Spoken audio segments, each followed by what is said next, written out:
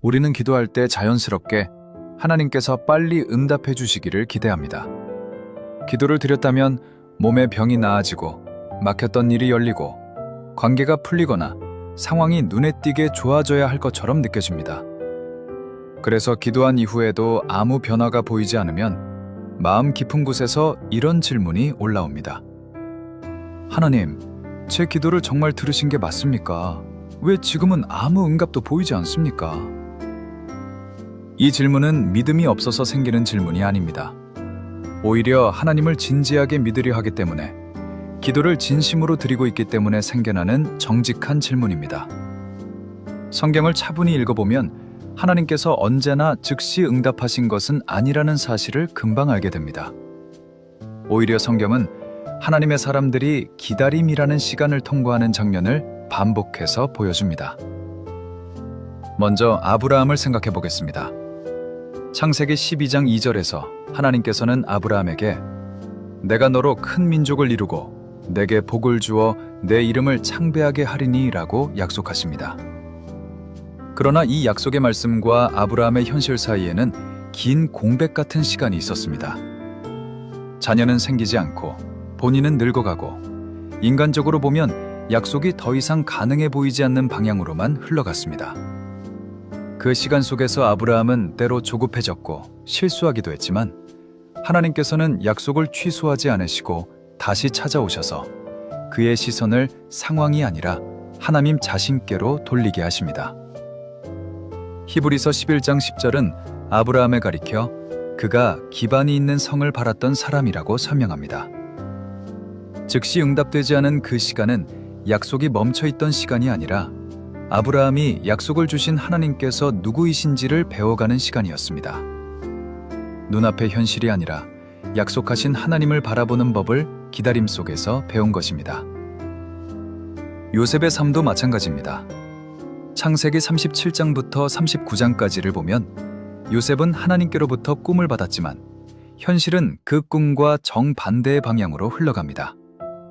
형들에게 미움을 받아 종으로 팔려가고 보디발의 집에서 충성했음에도 억울한 누명을 쓰고 감옥에 갇히게 됩니다. 사람들의 시선에서 그는 철저히 잊힌 사람처럼 보였습니다. 그러나 창세기 39장 21절은 그 상황 속에서도 여호와께서 요셉과 함께 하심으로 라고 말합니다. 요셉의 눈에는 하나님께서 침묵하시는 것처럼 보였을지도 모릅니다. 하지만 하나님께서는 그를 떠나 계신 적이 없었고 오히려 가장 깊은 자리에서 그를 다루고 계셨습니다. 지연된 응답의 시간은 요셉을 무너뜨리기 위한 시간이 아니라 앞으로 맡게 될 자리와 책임을 감당할 사람으로 준비시키는 시간이었습니다. 하나님께서 즉시 응답하지 않으실 때 그 지연은 종종 응답이 늦어진 것이 아니라 사람을 다듬는 과정이 됩니다. 선지자 하박국도 하나님의 지연 앞에서 정직하게 질문합니다. 하박국 1장 2절에서 그는 여호와여 내가 부르짖어도 주께서 듣지 아니하시니 어느 때까지리이까 라고 탄식합니다. 그때 하나님께서는 하박국에게 하박국 2장 3절에서 이렇게 말씀하십니다. 이 묵시는 정한 때가 있나니 비록 더딜지라도 기다리라. 지체되지 않고 반드시 응하리라. 하나님의 시간은 우리 눈에는 더디게 보일 수 있지만 하나님의 약속은 반드시라는 단어로 설명되는 시간표 위에서 움직입니다. 예수님의 기도에서도 우리는 즉시 응답이 아닌 모습을 봅니다. 마태복음 26장 39절을 보면 겟세마네 동산에서 예수님께서는 내 아버지여 만일 할만하시거든 이 잔을 내게서 지나가게 하옵소서라고 기도하시지만 곧 이어 그러나 나의 원대로 마시옵고 아버지의 원대로 하옵소서라고 고백하십니다. 십자가는 사라지지 않았고 고난의 길은 여전히 예수님 앞에 남아 있었습니다. 그러나 그 기도는 실패한 기도가 아니었습니다. 하나님께서는 십자가를 없애지 않으셨지만 그 십자가를 통해 온 인류를 구원하는 길을 여셨습니다. 이처럼 성경은 우리에게 즉시 응답이 없다고 해서 하나님께서 일하고 계시지 않은 것은 아니다라는 사실을 보여줍니다. 오히려 가장 중요하고 깊은 일들은 응답이 지연되는 것처럼 보이는 그 시간 속에서 진행되는 경우가 많습니다. 야고보서 1장 3절은 너희 믿음의 시련이 인내를 만들어내는 줄 너희가 알미라고 말합니다. 기다림은 믿음을 소모시키는 시간이 아니라 믿음을 정죄하는 시간입니다.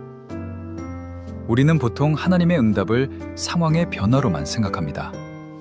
병이 나으면 응답이고, 문제가 풀리면 응답이고, 길이 열리면 응답입니다. 물론 그것도 분명한 응답입니다. 그러나 성경을 보면 하나님의 가장 깊은 응답은 종종 사람의 내면에서 먼저 시작됩니다. 상황은 그대로인데 마음의 평안이 주어지고, 문제는 여전히 남아있는데 시선이 바뀌고, 결과는 보이지 않는데 하나님의 선하심과 신실하심을 더 굳게 붙들게 되는 일들이 있습니다. 바울의 예가 그렇습니다. 고린도후서 12장 9절에서 바울은 육체의 가시가 떠나가기를 구했지만 하나님께서는 내 은혜가 내게 족하도다. 이는 내 능력이 약한 데서 온전하여짐이라 라고 응답하십니다. 고난이 사라지는 대신 그 고난을 견디고도 남을 은혜가 주어졌습니다. 상황은 그대로인데 바울이 그 상황을 바라보는 관점과 마음이 완전히 달라진 것입니다. 이것도 분명 하나님의 응답입니다. 다만 우리가 기대했던 방식과는 다른 응답일 뿐입니다. 로마서 5장 3, 4절은 이 과정을 이렇게 정리합니다. 우리가 환난 중에도 즐거워하나니 이는 환난은 인내를, 인내는 연단을, 연단은 소망을 이루는 줄 알미로다. 환난이 인내를 만들고 인내가 우리를 단련하고 그 단련을 통과한 사람 안에서 소망이 자랍니다. 응답이 지연되는 시간은 이 과정이 우리 안에서 실제가 되는 시간입니다. 하나님께서는 기도 제목 하나만 보고 계신 것이 아니라 그 기도를 드리는 사람 전체를 보고 계십니다. 그래서 때로는 응답이 늦어지는 것이 아니라 우리가 준비될 시간이 필요하기도 합니다. 하나님께서 이루실 일은 크고 선한데 지금의 우리가 그 일을 감당할 그릇이 준비되어 있지 않은 것입니다. 하나님께서는 결과만 보고 움직이시는 분이 아니라 우리의 영혼이 그 길을 함께 걸어갈 수 있도록 천천히 그러나 신실하게 다듬어 가시는 분입니다. 결국 왜 하나님께서는 즉시 응답하지 않으실까라는 질문의 뒤에는 하나님께서 지금도 나와 함께 계신가라는 더 깊은 질문이 숨어 있습니다. 성경은 분명히 말합니다. 아브라함을 기다리게 하셨던 그 하나님, 요셉과 함께 하셨던 그 하나님, 하박국의 탄식을 들으셨던 그 하나님, 겟세마네에서 예수님의 기도를 받으셨던 그 하나님께서는 지금도 우리와 함께 계신다고 증언합니다. 우리가 응답을 보지 못한 그 시간에도 하나님께서는 이미 우리 안에서 일하고 계셨습니다. 그 기다림의 과정 자체가 후에 돌아보면 하나님께서 나를 붙들고 계셨던 시간이었다는 고백으로 바뀌는 순간이 찾아옵니다. 그래서 우리는 응답이 더딘 것처럼 느껴질 때 이렇게 고백할 수 있습니다. 하나님, 제가 다 이해하지 못해도 지금 이 시간에도 저를 버리지 않으셨음을 믿습니다. 제 기도가 헛되지 않았음을 믿습니다. 이 기다림 속에서도 저를 믿고 계신 줄을 신뢰하겠습니다. 그 고백이 바로 즉시 응답이 없는 자리에서 피어나는 믿음입니다. 그리고 그 믿음 위에 하나님께서는 자신의 때에 자신의 방법으로 가장 선한 응답을 이루어 가십니다. 주님, 때로는 기도에도 아무 변화가 없는 것 같고 응답이 더딘 것처럼 느껴질 때가 있습니다. 그럴 때 낙심하여 제 마음대로 판단하지 않게 하시고 아브라함과 요셉, 하박국과 바울처럼 기다림 속에서도 하나님을 신뢰하게 하여 주옵소서. 상황이 아니라 약속하신 주님을 바라보게 하시고 문제가 사라지는 것보다 주님을 더 깊이 아는 은혜를 소중히 여기게 하여 주옵소서. 지금 이 시간에도 저를 버리지 않으시고 보이지 않는 자리에서 일하고 계심을 믿게 하시며 응답보다 주님과의 관계가 더 깊어지게 하여 주옵소서. 기다림의 시간조차 헛되지 않게 하시는 하나님을 신뢰하며 오늘도 주님 손을 놓지 않게 하여 주옵소서. 예수님의 이름으로 기도드립니다. 아멘.